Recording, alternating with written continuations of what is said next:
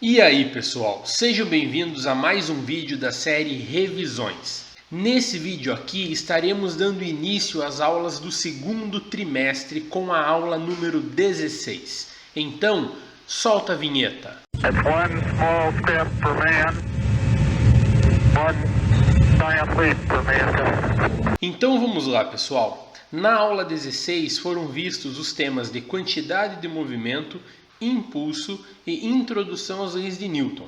Aqui houve uma mudança no professor que lecionava essas aulas. As aulas anteriores foram dadas pelo professor Hugo e as aulas a partir daqui serão dadas pelo professor Gustavo. As ideias de quantidade de movimento e de impulso nós já vimos anteriormente, então vamos apenas revisá-las.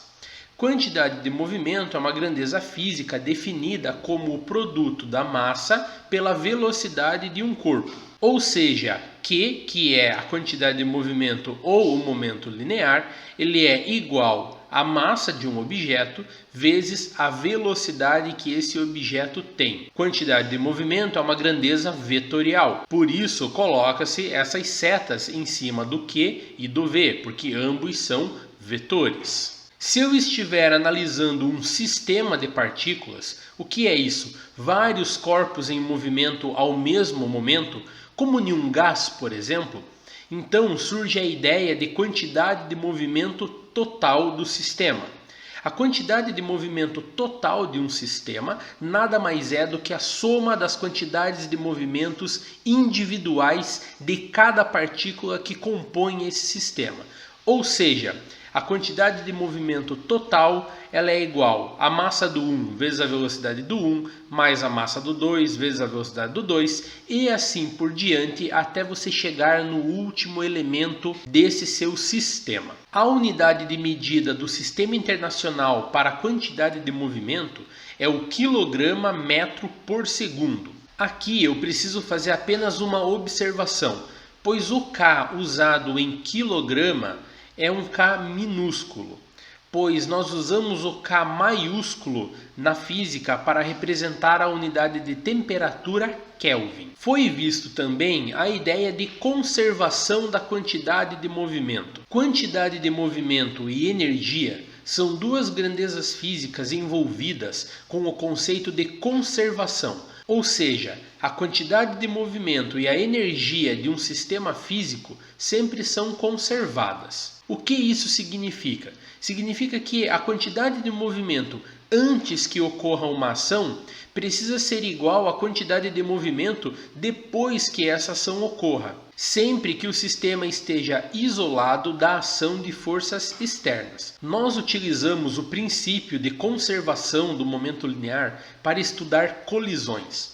Então, o momento linear antes de uma colisão entre dois corpos é igual ao momento linear após a colisão entre esses dois corpos. O produto massa vezes velocidade do A mais o produto massa vezes velocidade do B antes da colisão é igual ao produto massa vezes velocidade do A mais massa vezes velocidade do B após a colisão. Isso é o que chamamos de princípio da conservação do momento linear. E aqui na sequência nós temos então a ideia de impulso.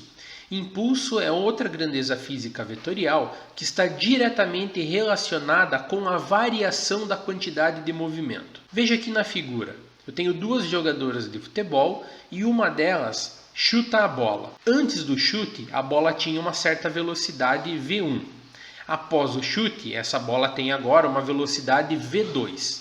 O que causou a mudança dessa velocidade? Bom, foi o chute.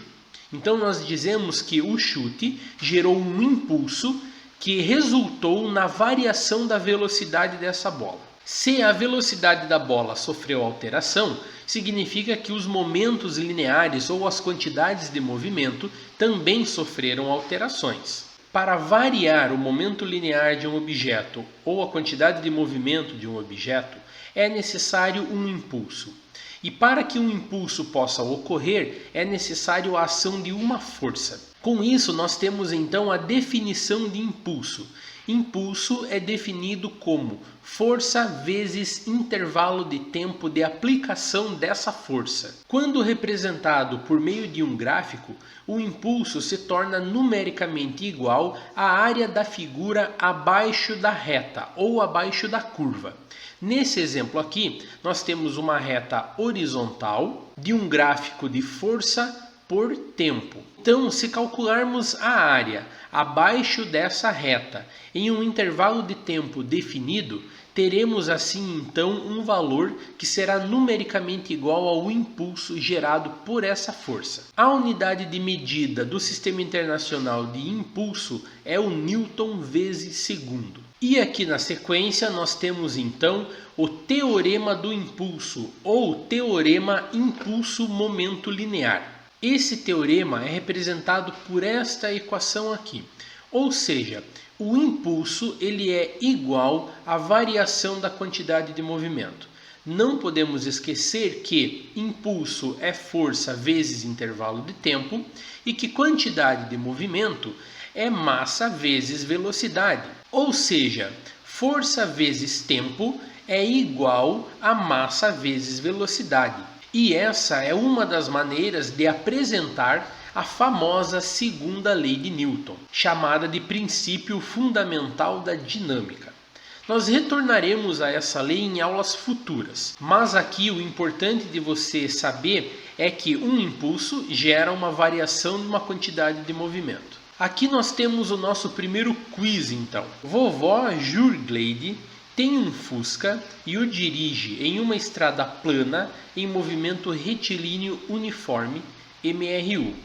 Seu neto, Gonofredo, que assistiu às aulas de física, fez as seguintes afirmações. Nesta situação, a quantidade de movimento do conjunto Fusca e vovó não varia. E segunda afirmação, a força resultante sobre o conjunto, apesar da vovó ter que manter o pé no acelerador para manter a velocidade, é zero. E aí nós temos as opções: certo nas duas afirmações, errado em suas afirmações, certo em apenas uma das afirmações. Bom, a resposta já está dada aqui para vocês e as duas afirmações estão corretas. Vamos comentar um pouco sobre isso. Bom, a primeira afirmação diz que a quantidade de movimento do conjunto não varia. Então veja, para que a quantidade de movimento de um conjunto mude, é necessário que haja ou mudança na massa ou mudança na velocidade. O Fusca e a vovó não vão perdendo massa no decorrer do movimento. Então a massa se mantém constante, ou seja, a massa é conservada. E a velocidade? Bom, no enunciado da questão, diz que o movimento é retilíneo uniforme. Isso significa que o movimento é em linha reta, sempre com a mesma velocidade. Se o movimento ocorre sempre com a mesma velocidade, não há variação na velocidade. Se não há variação na massa e não há variação na velocidade, o produto massa vezes velocidade, que é a quantidade de movimento, também não vai sofrer variação.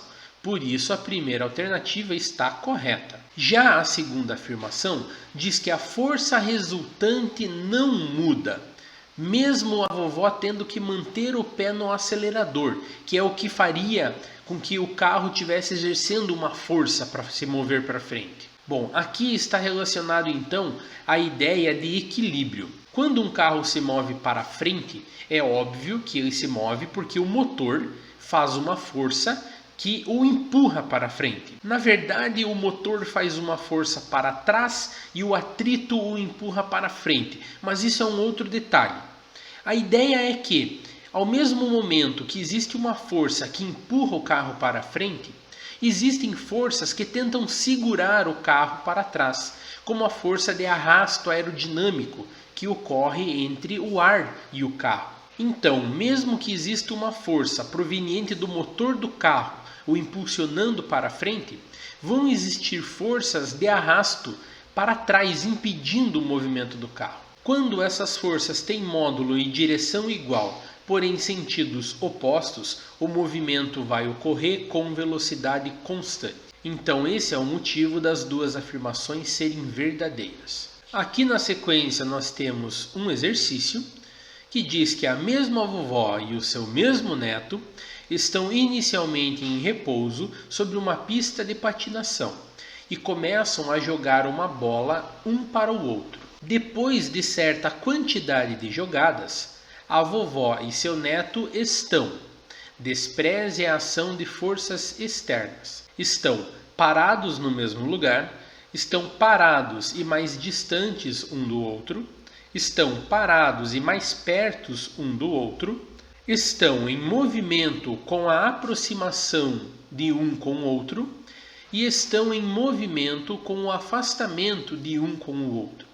A resposta também já está marcada aqui. Vamos apenas entender por que a resposta correta é a letra E.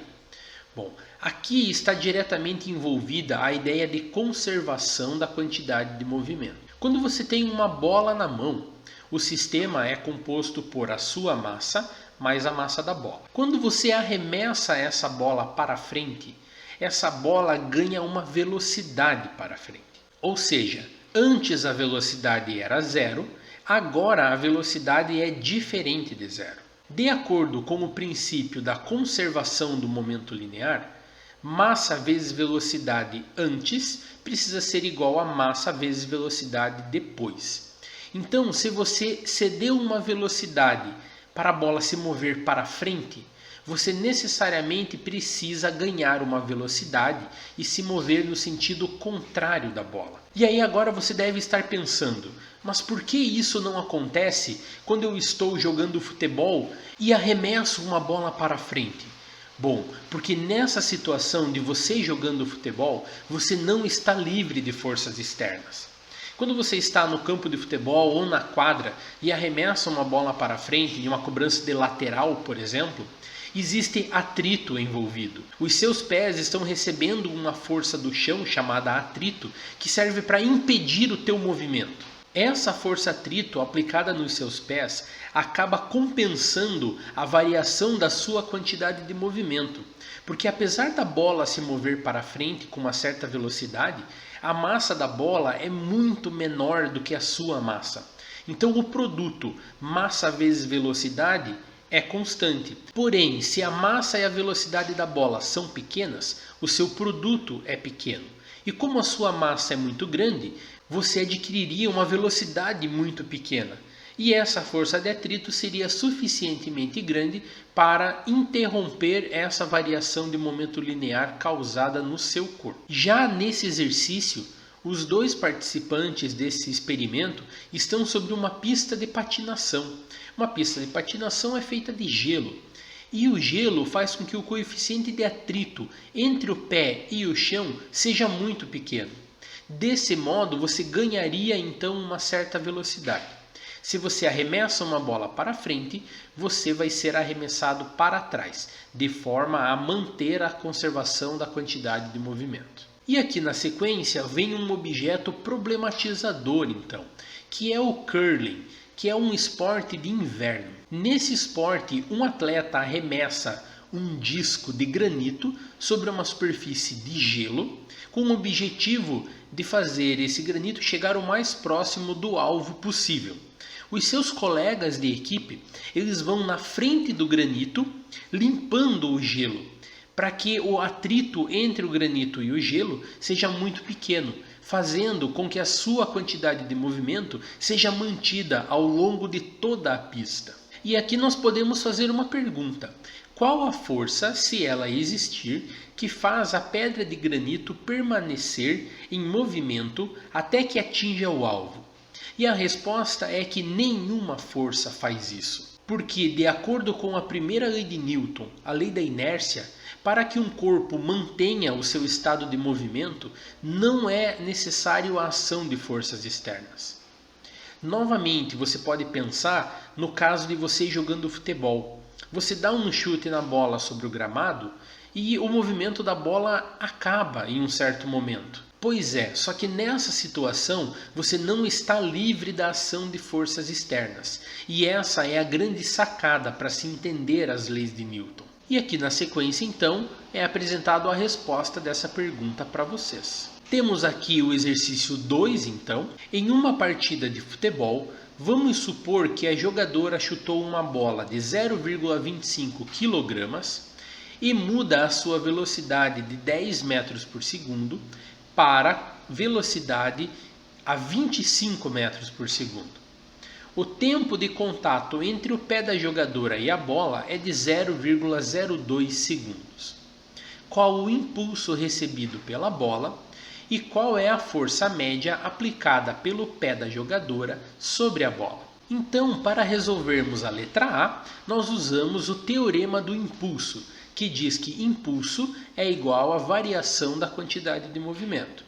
Variação da quantidade de movimento é o momento linear final, a quantidade de movimento final, menos a quantidade de movimento inicial. Ou seja, variação da quantidade de movimento é massa vezes velocidade final, menos massa vezes velocidade inicial. A ideia de variação já foi dada em outras aulas. Se você precisar, revise, pessoal, é muito importante. Ou seja, então, a variação da quantidade de movimento é... Eita, por que 30 aqui? O próximo passo, então, é fazer a substituição dos valores. E aqui, por algum motivo desconhecido de mim, é substituído velocidade final como 30, em vez de 25. Só que 25 é a velocidade final dada no enunciado da questão. Então, não sei o que aconteceu aqui. E o resto do exercício acontece como se essa velocidade fosse mesmo 30. Porque 0,25 vezes 30 é 7,5. Menos 0,25 vezes 10 é 2,5. 7,5 menos 2,5, 5 kg/metro por segundo. Se a variação da quantidade de movimento é 5 kg/metro por segundo, o impulso também é 5 kg/metro por segundo. Ou seja, impulso igual a 5 Newton-segundo. Aqui vem um detalhe muito importante, que é o fato de quilograma-metro por segundo e Newton-segundo serem a mesma coisa. São as mesmas unidades de medidas, porém escritas de outra maneira. E na letra B, pede-se então a força média aplicada pelo pé da jogadora sobre a bola. Então, impulso já foi calculado na questão anterior, 5, igual a força vezes o intervalo de tempo de aplicação da força, 0,02. 0,02 está multiplicando, passa para o outro lado dividindo. Aqui ele só inverte os lados da equação.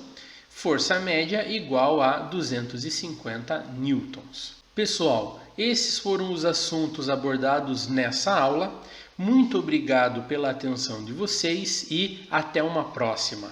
Valeu!